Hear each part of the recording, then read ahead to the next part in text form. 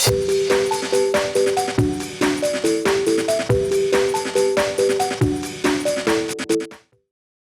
it going, YouTube? I'm back from commentating Digifest Miami. It was an absolutely amazing event. I hope you guys had fun, whether you were there at the event live or watching at home. The stream was pretty awesome, and I think we did a fantastic job, so really happy where all that went. Now, because I was working the event, I wasn't able to record footage from Digifest Miami. That said, though, I do have footage from the PPG sort of regional that we had on Friday, as well as just from regular tournaments that we have here, whether that be from Pro Play Games or Nowhere. So there should be no shortage of matches for me to upload to the channel, and I hope you guys enjoy. In this match, we have myself playing an X-Antibody deck against an opponent who's playing an interesting take on the green hybrid. He's playing the full green hybrid base, but on top of that, he's got some crazy tech choices like the Kuwagamon you see here. I even had to ask him like, yo, what does that card do? Because I had no idea what it did. So I don't open a rookie. We have members to try and find said rookie. And still after that, no rookie, which is a bit unfortunate. That said, I do have the Warmontamon. Now, the main reason I play this is because you want to get the cheap Evo into the Warmon, which is obviously the key card in the deck. That said, hard dropping the Warmontamon is sometimes an option, but is not ideal because the X-Antibody level 6 requires the sources to really pop off. Montamon into Alphamon could still be a solid play, but definitely not ideal. You can see my opponent, he's got the Issy and Mimi dual tamer, which is actually kind of annoying. Not really for the main effect to try and skip the Digivolution cost, but for the secondary effect where he's going to get the extra memory. I do Digimon to level 6, but again with no sources it's a bit tough. I can attack and try and put one source per turn under it, but that's going to be kind of slow. Not having a rookie is less than ideal. Opponent's going to go into the Kuwagamon in the back.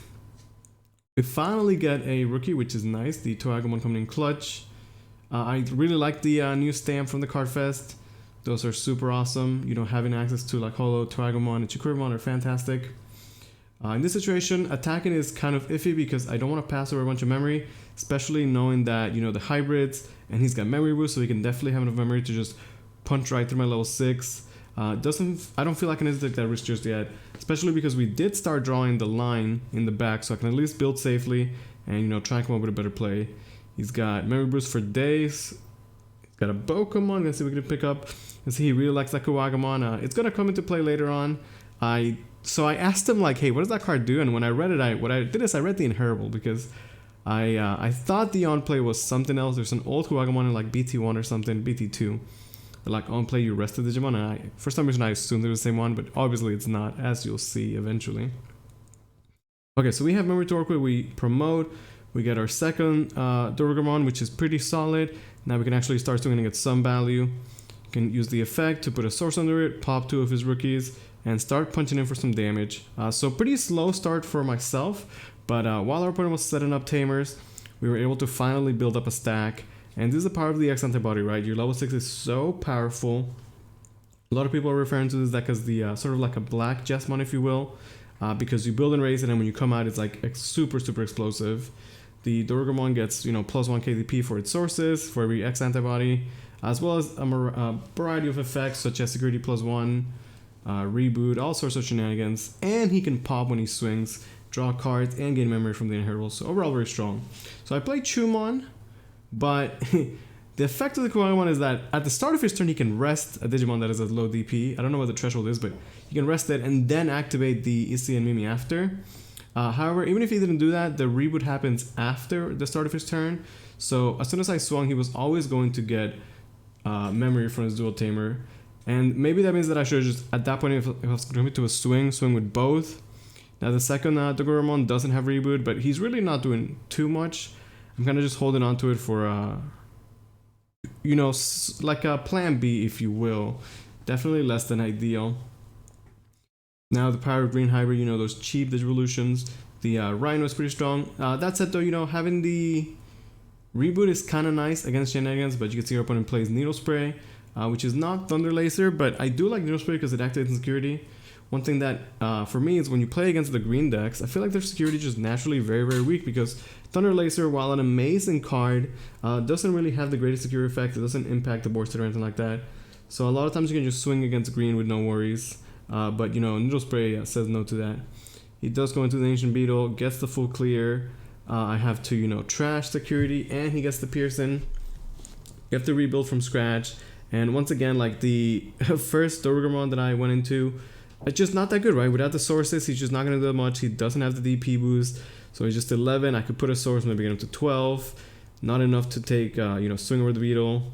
So I'm in a rough spot for sure. Plus on top of that, even if I do try and attack, like let's say I want to swing over the Kuwagamon, then I'm going to be passing over an additional 4 memory because of the dual tamers that are stacking. So, you know, although you don't see these cards generally in the green hybrid deck, really tough. I do have to punch just to be able to punch over the Ancient, but since I don't get to 16,000 DP, we don't get the additional effects. That means no reboot or nothing like that. And as you can see, just as I said, I have to pass over so much memory. Now the extra 3k does stick around till the end of his turn, but you know, it means it's just 14,000. And my opponent gets to set up even more tamers. Now going with the Ken, which kind of makes sense in his deck. He's definitely trying to swing over Digimon. Ken can definitely get some value there. I was at least able to start building again in the back, but I don't have a memory terror myself. So my opponent could definitely just start memory choking me, really slowing me down in a game where we are already behind. And he's got the dual tamers to punish any aggression that I might take. We've seen an opponent also place a Digisorption package.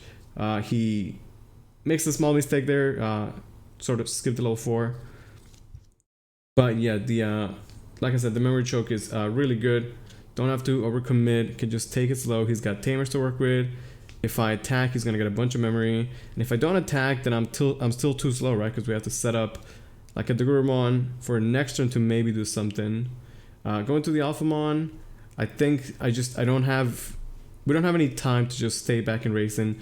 I need to dig and try and do anything. I think the idea here is that if I get 2 X-Antibodies on the board, he probably can't swing over both of them. And then if I check an Alphamon security, maybe I get to buy myself one more turn. On top of that, Alphamon could, you know, be there to provide extra memory for the next turn to give us something to do. But realistically, it's definitely a Hail Mary. We are super behind this game. And this seems like it's our opponent's game for sure. I didn't open the rookie. The dual tamers were super annoying, so very well done for my opponent. And then the Digimon that I got, you know, he didn't get the most value either, as the Needle Spray let my opponent swing over it with the Thunder or Ancient Beetlemon. At this point for my opponent, it's just like, okay, how does he want to close the game out?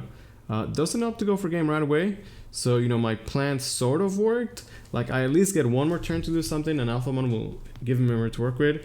That said, though, we're still in a terrible position because, like, I can't go for game. I don't have great ways to clear the board.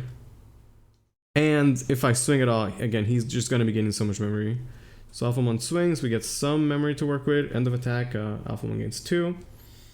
I love Alphamon, just a fantastic Digimon. Without spoiling anything, if you guys played Cyber Sleuth, like, come on, how could you not love Alphamon, right? Plus, Alphamon is just going to keep getting more and more support endlessly. Just a huge fan overall. So I do use the effect. We're going to put the thing security +1. Try and make a push to close the game out. I don't get the draw card because I don't have the baby. And because I have no other sources, it still dies in the first check. So it's one of those cases where, like, this already wasn't a great game for me. And then, you know, stuff still going poorly in security. Setting up the tamer. I get the board clear. I mean, not board clear. At least we clear one of his Digimon. But, you know, at this point, he's like up to essentially 10 memory. He's got 2 bodies on the board, 4 tamers, and you know he's definitely got some hybrids. Spends the full cost on the Ancient Beetle, which is a bit interesting. I feel like, you know, he doesn't really need to do anything excessive here. But I guess, you know, getting the trash effect from the Ancient is probably better than just like swinging recklessly at security. Although he could just play hybrids and then still whittle me down anyway. But maybe he just didn't have, you know, enough hybrids. But there it is, Arbomon for game. So from the start of the game, I think my opponent, you know, was able to take control. Again, really, it feels to me like in that game, the dual tamers were so key. And especially really punishing because I didn't have the greatest starts, not having a rookie. And then I had the members to try and find the rookie, but couldn't find it. The Warrior 1-on-1 hard play seems pretty solid. Like, you only spend 5 taking ultimate, which is great. But in a deck like this, it's usually like, it's just not great because you need your stack, right? So the question is like, okay, well then is a card like Warrior 1-on-1 really good in a deck like this? And I mean, it's definitely up for debate. But I will say, like, even if you are building in the back, I like having access to the cheap Digivolutions, like being able to go rookie into 1 cost champion into 2 cost ultimate, and then going to your level 6 to pass. It's a pretty efficient way to get to a level 6, which the X-Antibody deck definitely wants to do as soon as possible. We're gonna see if game 2 goes any better for me. Opponent starts with a Pokemon. Gonna pick up that JP and a hybrid, so a pretty solid start. You know, by now we've seen a bit of what his deck could do, and I don't want to let him set up those dual tamers. Gonna go with a memory fixer of my own, and there's my level 6 of choice. You know, Alphamon is fantastic, but Dogurumon is definitely the go-to for this deck right now. In the future, Alphamon gets better and better, and the Dogurumon kind of gets cut. But for now, he definitely gets to shine, and I do like him quite a bit. But, I mean, let's be real, he's no Alphamon. So we're going to stay in the back, not going to take any risk. Just get the full chain, and now next turn we'll have an explosive turn. At this point, my opponent should know that, like, those rookies are going to get cleaned up. So I think he should just attack with them.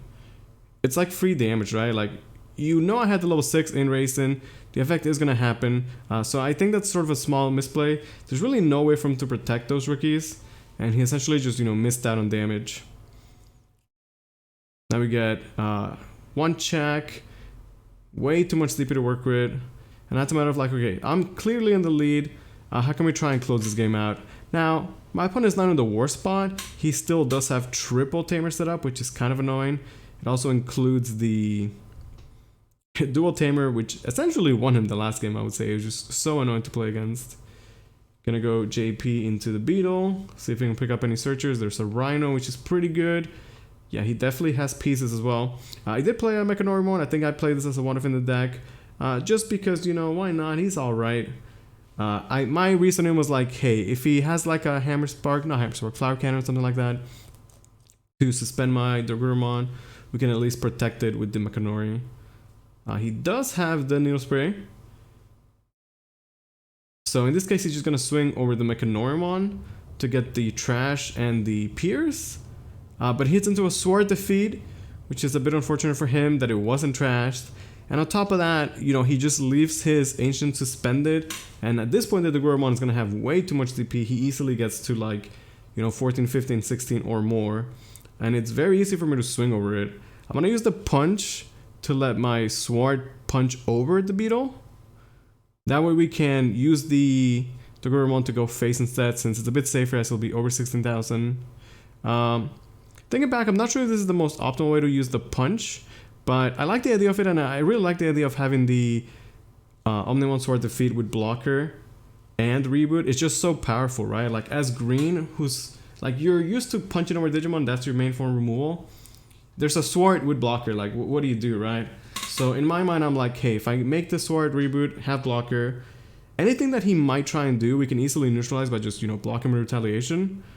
And then next turn we should have game for sure, right? At this point we have 4 Digimon. The Dogurumon is just way too strong. I mean, look at how many inheribles he's got. As I swing, I'm gonna get the deletion, memory +2, draw is gonna be like 2 or 3 checks. I guess it was only 1, but even then it's just good enough. Sword Defeat dies, and that's gonna be game 2 going to me. I think the Sword Defeat was good there, but I don't think it was like hugely game winning. It definitely helped me win that game faster, but I feel like from that position, if we don't hit Sword Defeat, I would still be in a great spot to win that game. It was just like the turn where I went a bit more aggressive. Like Dogurumon could have still swung over his Ancient Beetle anyway. I would have just, you know, been a bit slower. That said, I feel like he should have respected the Dogurumon a bit much, right? Could have been swinging with the rookies, and then maybe try and set up some hybrids, because he did have those tamers. We're going to see how game 3 goes. There's definitely an interesting matchup, you know, green hybrid X-Antibody. 2 like pretty solid decks, but maybe not up there in like the tier 1 realm, which you expect. And as a player, I know that, you know, I'm a pretty decent player, as you can see from my accomplishments, but at heart, I'm a for fun gamer. Like, I like to play wacky stuff. I like to play decks that I enjoy. And I definitely want to have, you know, meta matchups on my channel, but a lot of it, like, expect some wacky decks, because I play wacky decks, right? So I figured this would be a good game to show up. After Texas, I came back and I was like, you know what, this week we're playing X-Antibody. And I did end up topping both my locals, both Nowhere and Pro Player games. So I felt pretty happy about that. That said though, X-Antibody I feel like has a terrible blue matchup. And the blue sort of dominates the meta, so play with caution is what I would say. But it is a super fun deck, and I can't wait to see how it's going to expand in the upcoming sets, such as BT8 and BT9. In this game, we go into a quick Gogmamon, but I come out of racing. I think the reason here is that we probably don't have our pieces, so we need to make sure that we move out so we can build a second stack and use our Digivolution to draw for our level 6. Opponent has Pokemon and a rookie. I'm Digibursting just to get some damage in there, right? The Gogmamon, still a pretty solid card, and hey, we got the event pack 2-1, so might as well use it. We actually have the Alphamon, which is a pretty solid way to pass turn, I think. Especially with Reboot, Alphamon's gonna be, pretty powerful with the Gogmine Herald as base 12k. I like getting early Alphamon because it just gives you a bunch of memory to work with. And sure, the green deck has access to things like Terriermon, but we can also pop those with the Gurumon. Opponent has to pay the, I believe he paid the full, right? 3 cost. Just chilling with Alphamon. Swinging is a bit, it's not that scary with Reboot, right? Like, green can easily swing over stuff, but Reboot really mitigates that, and Alphamon's giving me extra memory to work with. We're gonna see how I choose to push my lead. Hitting into a Tamer might be a bit sad, but I think we just have to swing, right? I need to get the extra memory from the Alphamon. Going from 1 to 3, it gives me much more plays this turn. We can keep building on the Chumon, maybe set a Memory Tamer. Spending a Grumble is not ideal. In a deck like this, you definitely want to just hold your hybrids until they're going to go for the game. But the idea there is that I can spend 4 memory with the Warmonzamon, put my opponent to 1, and then with Alphamon, if I'm guaranteed, extra memory next turn, I'll have enough to go into another level 6, which was definitely the game plan there. And again, a big reason why I love the Alphamon. The Doramon in the back. I'm currently chasing the Altards. I don't know why the Doramon Altard is so expensive, but it's a pretty beautiful card, so I'm definitely going to work and get in a playset of those. Alphamon does die in security. It looks like I did not pay enough. I tend to be a bit greedy with the Alphamon. Like, I always want to get the max memory. But, it is what it is, right? At this point, since my Alphamon died, I feel like I'm not going to be able to control the board. But because I have a rookie in Hatchin, and my opponent's not to want security, I just switched and go into aggressive, right? Instead of building into a level 6, let's just set up a Tamer, guarantee we have memory to work with, and I think it'll be easier for me to close this game out, because a lot of these hybrid decks just play no blockers at all, right? So I think the idea there is like, okay, I'm gonna control the board, have plays with Alphamon guaranteed, and then as soon as the Alphamon died in security, then it's a shift, and we're just like, okay, you know what? My lead is good enough, opponent has not done any damage, I could sort of just go into rush mode, and I only need to do 2 more damage. With the Tamer, we're going to need 3 memory next turn, which is enough to go Doramon swing, there are no blockers, and then second Grumble for game. So pretty solid game overall. I hope you guys enjoy. Stay tuned for more games. Thanks for watching.